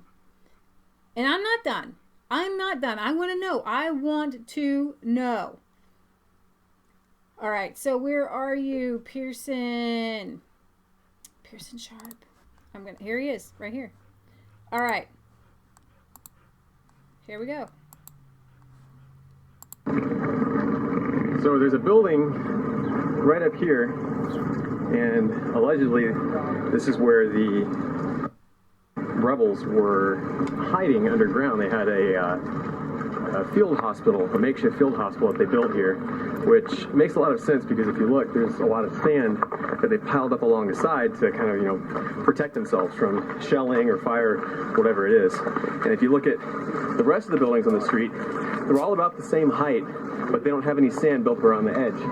So I think if we look, this is probably going to be where we're going to find their underground field hospital. And it looks like this might be the entrance here. Let's come around the corner here. Yep. All right. Let's see what we can find. انت كنت هون؟ انا لا ما كنت، انا دوامي صباحي. بس وقت اجيت ثاني يوم قالوا انه هيك كالعالم. انت شفت حدا مصاب؟ لا انا ما شفت. ما كان في، بس عاد العالم بالليل جاي وديت تنفس قاعدين بالنفق. والنفق ما في تنفس لا في تهويه. ماشي وهيك يعني. He hasn't been here in that day. But the following day when he came, he found no one injured by chemicals, but normal cases. Has he heard of anyone being injured by chemicals? Does he know of anyone? سمعت حدا أذى بس يعني هاي هدول الأجهزة اللي كانوا يحكوا لنا بدي تنفس للرب وهيك بس. أنت سمعت حدا أذى؟ لا. No, we heard nothing about no one injured. So, but some normal cases has a problem of sand or something. They help them by this. What does he know about? So I was reading through some of your comments. I have listened to this. Here is a man works at this hospital. He says that, and this is the same thing that everybody is saying. This is a very dusty place. Imagine all the buildings around you are collapsed. There's windstorms, and people have been brought in for war things. They couldn't breathe. And I'll keep going. The video that was filmed. What does he think about the video? We bombed the country from a stupid video made by the white helmets. بالعربية الله أعلم. He has seen it once. And? شو رأيك؟ والله كله فبركة وغلط وكله هدول هلكونا الإرهابيين جوعونا وموتونا. شلون بدي يعملوا هالشغلات هاي؟ Bad show. Bad show. He says bad show. Bad acting. Bad acting. It's something about extremists or terrorists made him hungry and made his family hungry. So he also added that the extremists, the white helmets working with the Jaish Islam guys who left that area, had starved these people and had them under their control for 7 years. So they added that. 7 years angry. Oh, so the terrorists were not feeding them. So he's saying that the terrorists came to this room and staged the video. It's a fake video. He's saying that the terrorists staged this video. Video is what he's saying? That's what he said. Yes. How does he know? شلون انا هون انا شفت صوره على الشاذلينات الفيديو. شو انت برايك ليش شلون تاكدت انه هذا الفيلم فبركه؟ فبركه انه ثاني يوم تجي الساعه 7 الصبح ما في حدا مثلا، او لو في شيء لا سمح الله كانت العالم فوق بعض الكومي. Okay. He said when he came early morning in the following day after that attack, he found no one here. He said the morning after the attack, no one was there. Where are all the dead bodies? No one here. But if there's a chemical attack, you can see mountain of people here. Right. أنا الساعة 7 الصبح. 7 o'clock morning he came. He found nothing. No one. No one. They are not... Okay, so here's a medical student. He was working there the day it happened. Eyewitness. You guys, we have to take eyewitnesses over anybody else. Okay? We can't even say that the U.S. has more information than eyewitnesses. I mean, put it all into context. You had these Jaish al-Islam terrorists. The White Helmets are working with them. When Jaish Islam was, they just finally left Duma, the White Helmets went with them. They are terrorists. So we're literally taking video evidence from terrorists. Qualified also. They came from out. They aren't qualified to say whether it was any sort of chemical attacks. They came from outside the hospital. Outside the hospital. And they do this thing. So random people Chris. came in shouting that there was a chemical attack and started spraying people with water, but there was no chemicals? No chemicals. Okay. هن كانوا عم يزقوا مي. يعني هون صارت حالة فوضى حتى في مدنية. السؤال محدد. هن اللي اجوا هن كانوا عم يزقوا مي. هلا هون مشان انا اكون صادق معك. صاروا تخربطت. وهون فوضى عالية. Yeah, when they were came and shouting, there was a big mass. People confused. When the outside they start to throw water, others they also throw. So it was a big mess. Everybody was confused. Somebody said chemical, and everybody just started throwing water everywhere. And that's exactly what the video looks like. Okay. Thank you. And Christopher, listen to Christopher. He was in the military. He should know.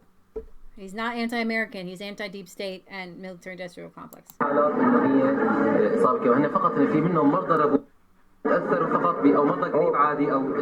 doctors, they deal with normal cases. Okay.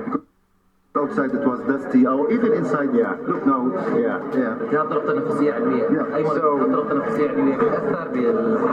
Something very important, because when others they were talking with him, I asked him if in that day any case died. Yeah. No. So he asked him, did anyone die? And he says no. Now, here's another guy, another doctor.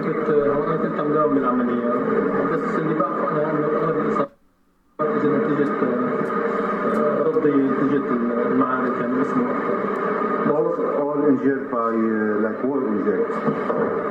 He's a general surgeon at the hospital. I think he's the chief general Chemical attack.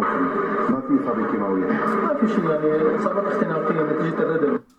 في ردم كثير، في ضرب كثير. Because this area was. Because of the war, this area is smoky and it's sandy and it's dusty. These are normal cases. War, smoke, sandy, so dust. Okay. This is normal case. Even this case is few cases, not that much. So no one died.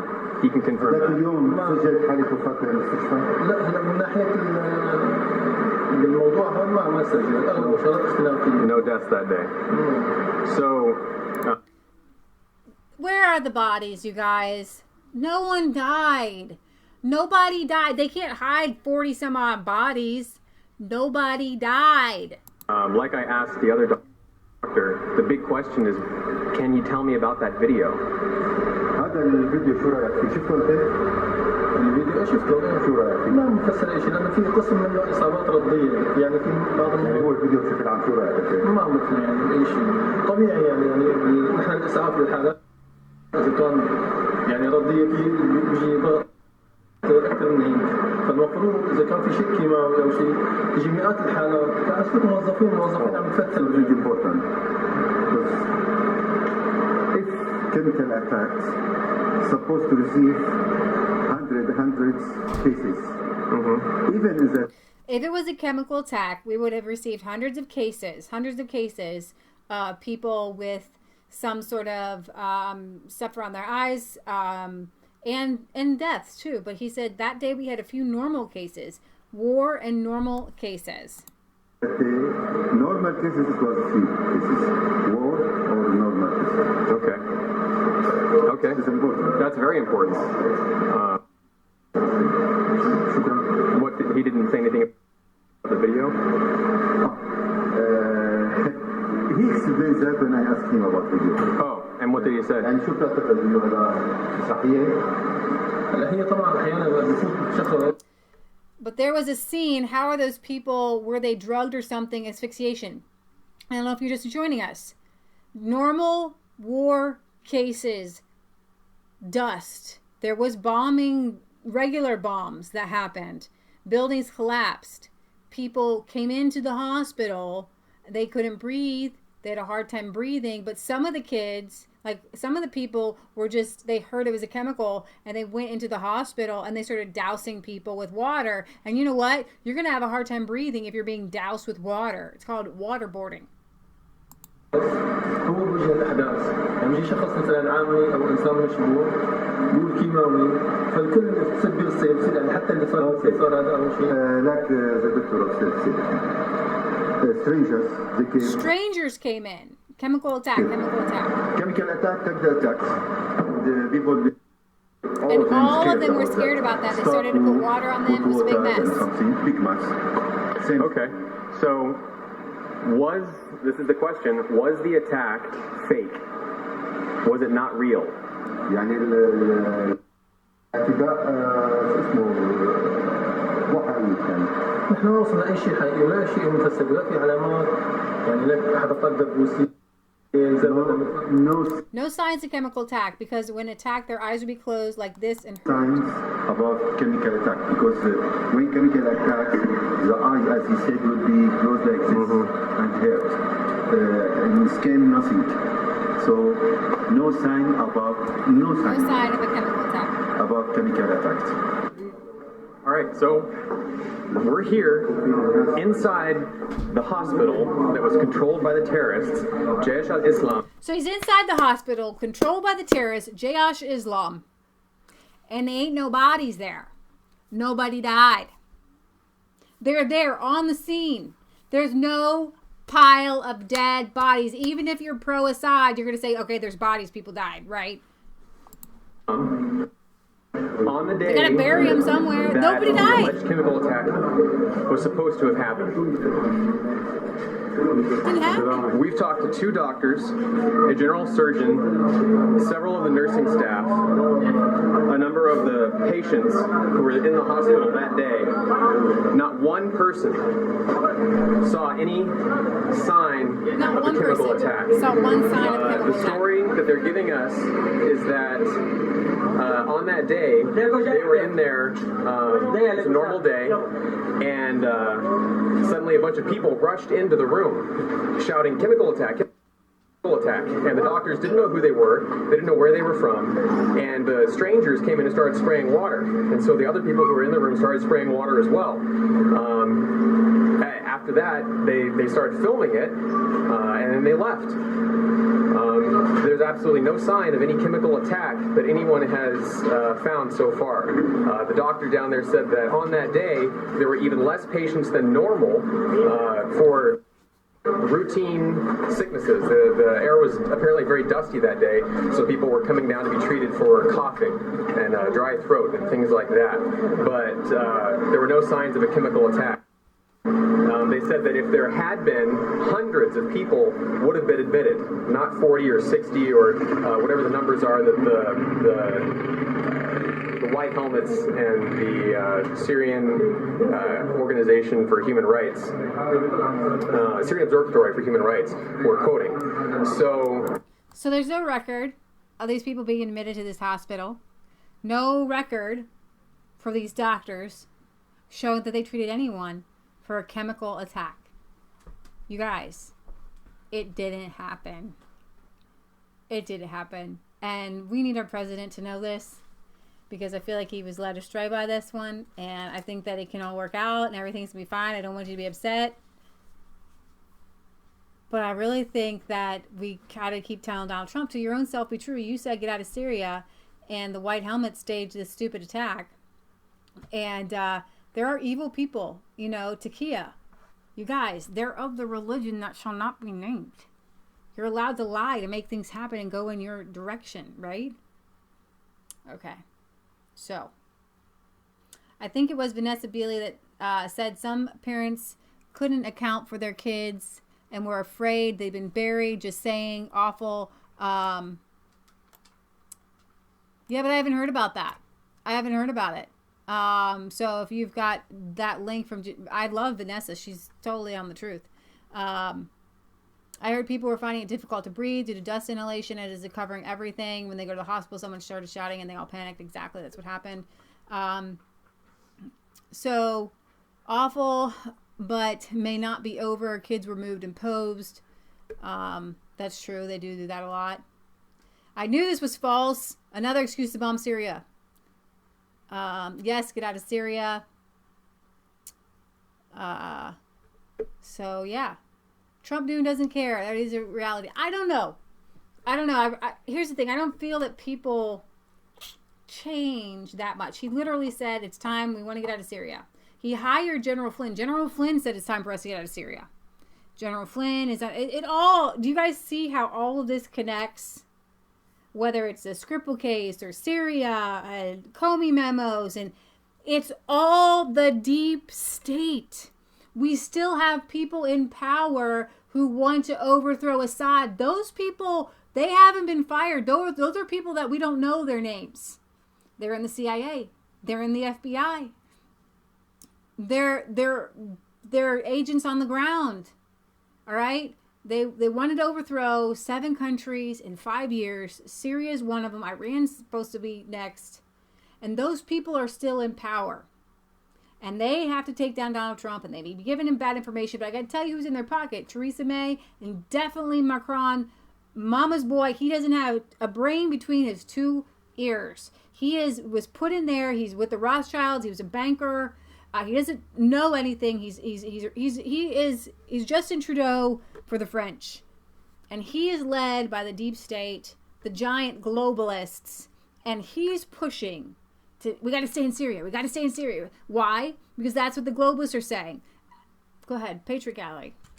It's me and Mom show. Dun, dun, dun. Yeah, I thought I'd help co-host Dun, with dun, Leah. dun, dun. I have a rant, but first of all, I want to say OAN. We don't ask for contributions and stuff because we're not like professional news going to places around the world like CNN or Fox and stuff. But this is a real news channel, and if you want to support anybody, go and support. To one, they sent a reporter on the ground to support Pearson Sharp. It costs $1,000 just to get an air fryer over there and back. Right. I mean, and then they have to pay for his lodging over there. Right. But you see, you get a really good news story from him, so support him however you can. Right. Then on Donald Trump. Donald Trump isn't a person to repeat himself. He's not going to say everything he said when he campaigned. He expects you to remember it. And I was thinking the other day, because I get upset at some of the things he does too. But then you have to remember his campaign promises. And what he said was, there are a group of people running the world through fake dollars. If there was no such thing as a fake dollar, like the EU, the euro, if there wasn't the won or the ruble or the American dollars, these are all fake things that some few people got this idea. It came from China through Marco Polo. Hey, let's make money by putting it on paper, and if we print it, we get all of it. And so the rest of us get this trickle-down dollars from whoever prints it and keeps it and gives it to their friends. If you notice, all these people are married to somebody who's married to somebody who's related to somebody who's in leadership because they gave each other all the paper dollars first. And then they hire us with this fake money, and then we all work for this fake dollars. And that's how the whole point is. Trump campaigned on the fact that there's a group of people who run the world, and they do it with fake dollars. They're not wealthy. They just print up their money and say we're wealthy because we printed it, and we took a loan out of the bank with fake money. So that's not my point. My point is, you got to remember, Trump knows that there's a world government, and he is doing everything behind the scenes to stop it. But he wants to do it legally, so they can't stop him legally. You know, they can't. So it's like this, I'm suing Russia, and Russia's suing. When she was talking about the suing back and forth, the DNC and I'm like, oh my gosh, it's all about this fake money, and they don't have what we would call a republic based on a set of beliefs. Like our republic is set on the Bible. Right. If you always go to the Bible, and everybody has to read the Bible, and everybody has to use the principles in the Bible, like whatever they accuse you of is what they're guilty of. That's Romans 2:1. These are principles of the Bible. If we all believe those principles, because they are true, and if you pay attention to yourself, if you accuse somebody of something, sometimes you're the one that's guilty of that. So you want to clean out the log out of your own eye. That another principle in the Bible. People use a principle of the Bible. You're not really supposed to sue people. Then that discourages suing people for this stupidity like this. But that's not my rant. My rant is I was watching this lady who, she's on this channel called Stop the Crime. She has a website, Stop the Crime. Full of knowledge. This lady is full of knowledge how they're taking down, they're going to raise California to the ground.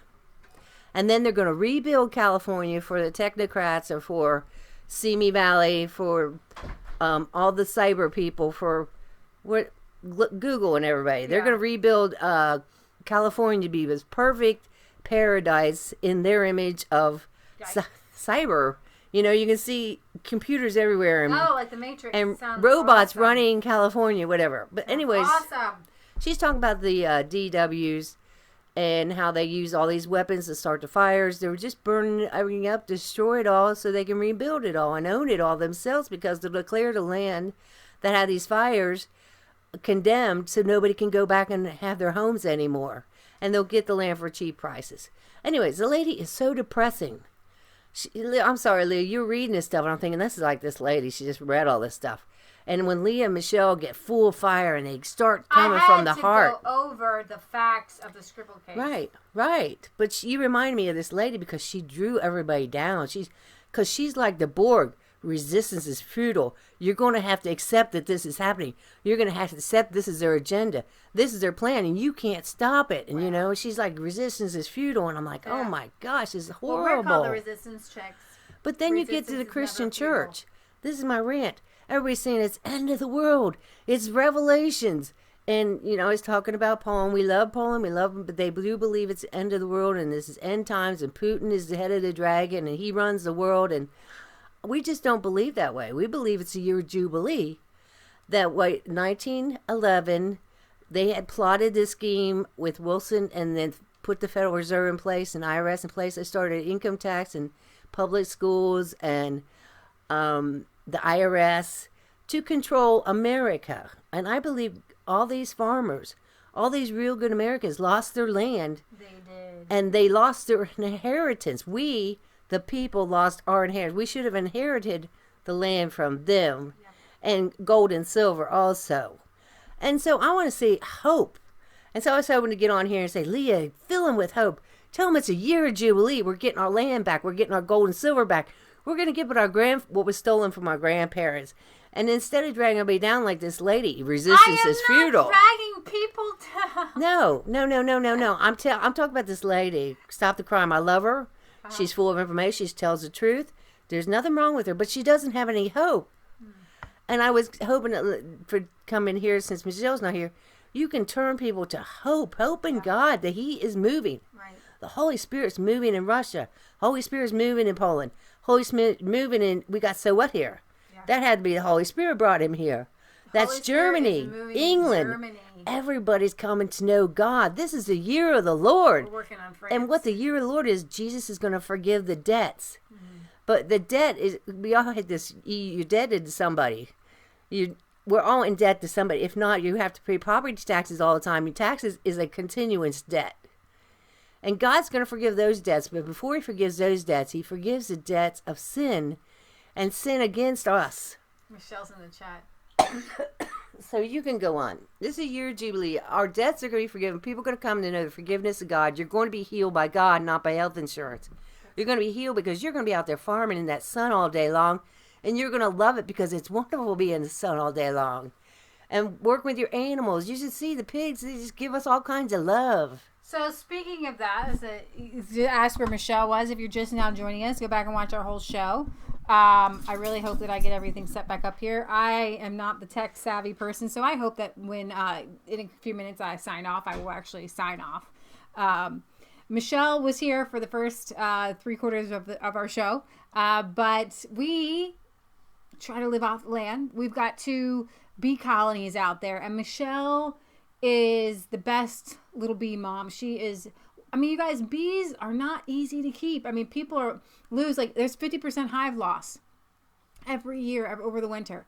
We got 2 hives that went through the winter, and they were going strong. They were looking good, but somehow we lost a queen in each hive, and one queen, I guess one hive raised a new queen, but the second hive has queenless, and you have to have queens in order to lay eggs and get new bees. Bees only live 6 weeks, so you have to have a cycle of bees. Now is the time to be making the bees. So she found Don Pop.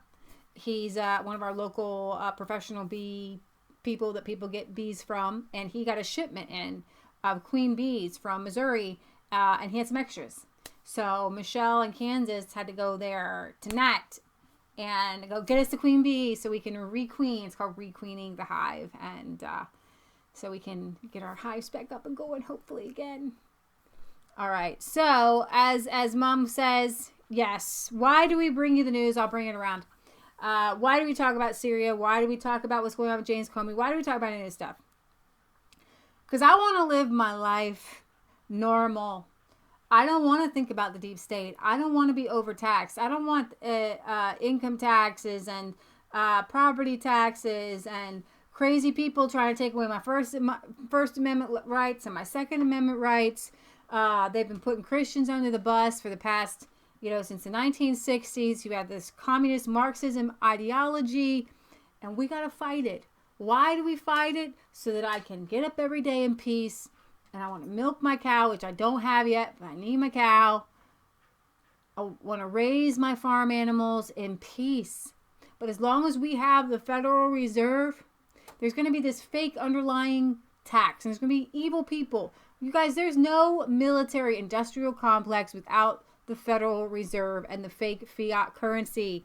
If they had to purchase and build the weapons with real money, gold and silver, they wouldn't have...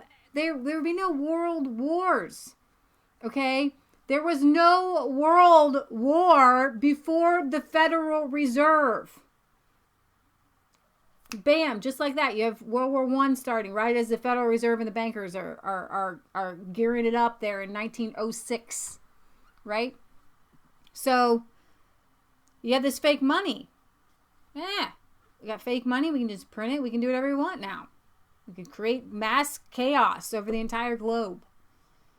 And something happened. You may not like Donald Trump, and that's okay. I'm going to tell you for a fact, January 2017, the Holy Spirit and the anointing came back to that White House. And this is what I've said to some of the Bernie people who follow us in Resistance Chicks. They say, what are your views on Trump? Why do you still follow Trump?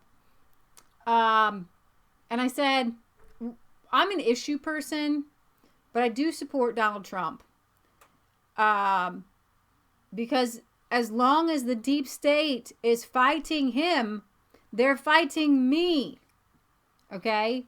As long as the FBI and the CIA and the DOJ and all the, FDAs and all those crazy people have control over me, then I got to fight. And as long as they're angry at Donald Trump, then I know he's doing something right. And if he's doing something right, then I can support him. Even in something. Obama, fully evil. Trump, he goes on a whim. here and there. He flies by the seat of his pants. I get it. So he's not the perfect leader. We don't even deserve a perfect leader right now in our country, right? Donald Trump is a reflection of who we are, whether you like it or not. And imperfect people trying to fight evil people. And that's the difference. Imperfect versus evil. Hillary Clinton, evil. Donald Trump, imperfect. So I encourage everybody, get a water purification system, find a way to collect water, find a way to farm, find a way to grow something, even if it's a tomato plant on your balcony. If you have a window, something. Do something to be self-reliant and get outside as much as you can. That dirt actually has literal scientifically proven. We don't need science to prove these things, guys, do we? But the dirt literally has antidepressants in it.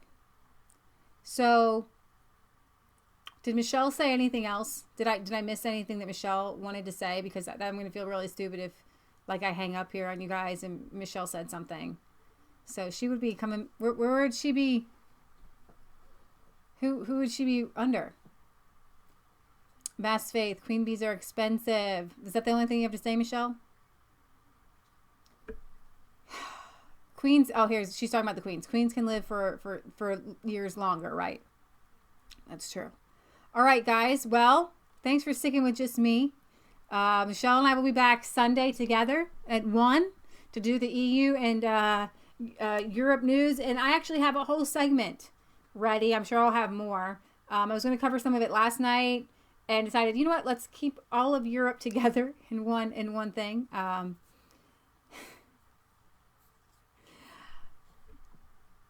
was talking about stevia there. All right, instead of sugar water for the.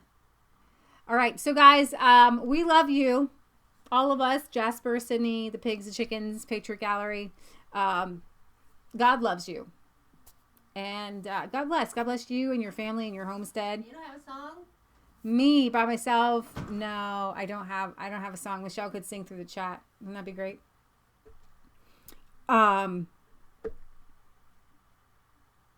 I don't have a song. You know what song I was singing the other day? And I love it. It's We Are One in the Spirit. And I have my guitar over there, but then I'd have to leave and come back. We can sing it a cappella. You guys want to sing a song? So I was like, what?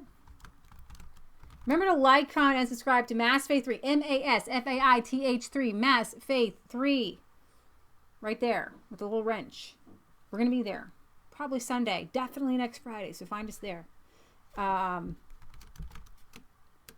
We are one in the spirit. I get some lyrics here. If you guys want to wait, I can get the guitar. Remember when I played this before? It was pretty good. It worked out pretty good. And they'll know we are Christians by our love. Yes, they'll know we are Christians by our love. Hey, hang tight. Right? I'll be right back. I'm coming. If I can't have Michelle, my other trusty partner in crime is the Gibson. Almost has a life of its own. Almost has a mind of its own. And Michelle would tell me, Leah, what are you doing? I don't know. How can I do this? I'm going to squeeze in here. Even though I normally can't. Ah, my pin. My pin from Michael Constantine. Thanks for that, Michael. Okay, what I have to do here, guys. You won't be able to see it in the background because I got to unplug this. So many wires. We're wired up like R2-D2 or something. Crazy. Michelle's going to probably tell me to put the microphone up here. Isn't it weird not having Michelle here? It's so weird. She's in charge of so much stuff. But I can do it. Because I'm one in the Spirit. I'm one in the Lord. Broke my mouse the other day. I'm having to borrow people's mice. What do you call 2 USB mice? Mouses. Meese?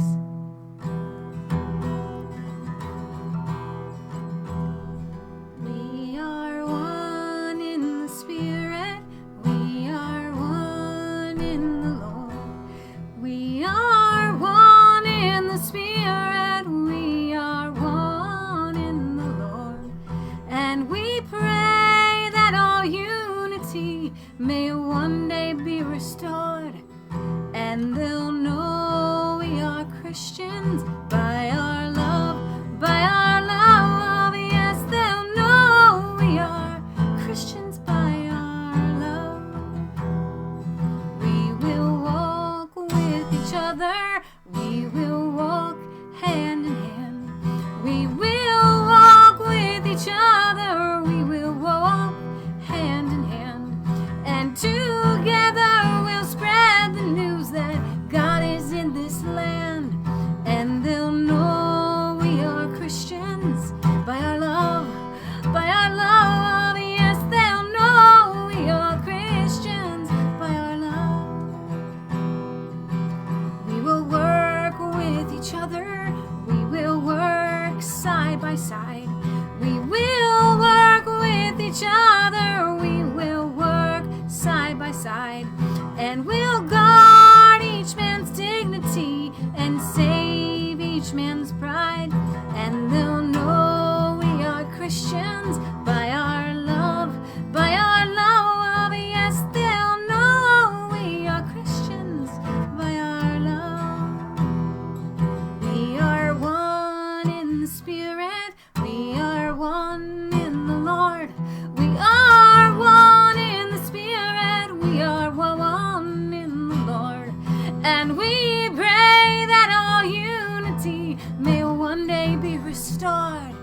And they'll know we are Christians by our love, by our love. Yes, they'll know we are Christians by our love.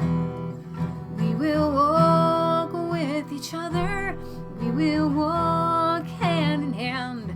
We will walk with each other. We will walk hand in hand. And together we'll spread the news that God is in the land. And they'll know we are Christians by our love, by our love. Yes, they'll know we are Christians by our love. One more time. We will work with each other. We will work side by side. We will work with each other. We will work side by side.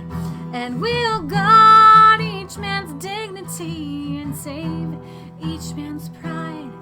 And they'll know we are Christians by our love, by our love. Yes, they'll know we are Christians by our love. Are people still here?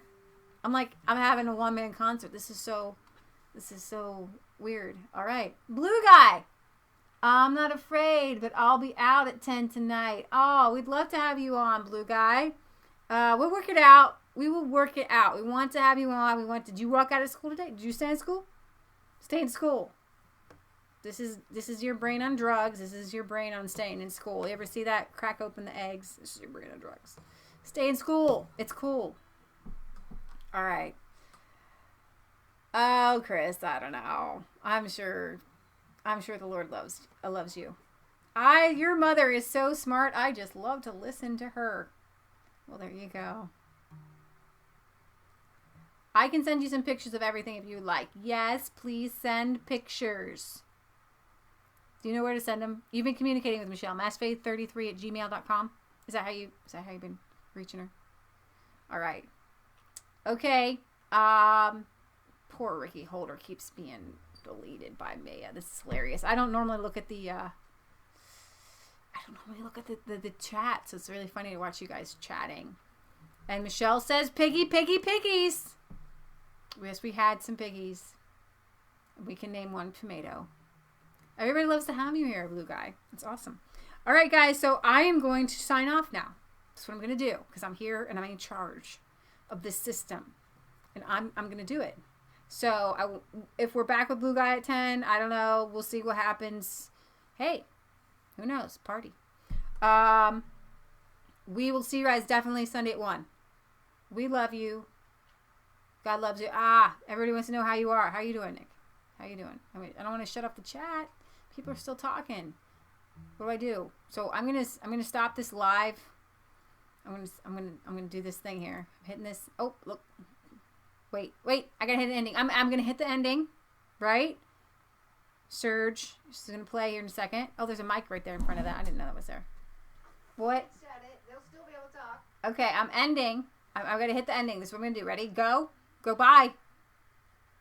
Go. Don't talk at the end. She always tells me. She's not here. So I can do and then there goes output.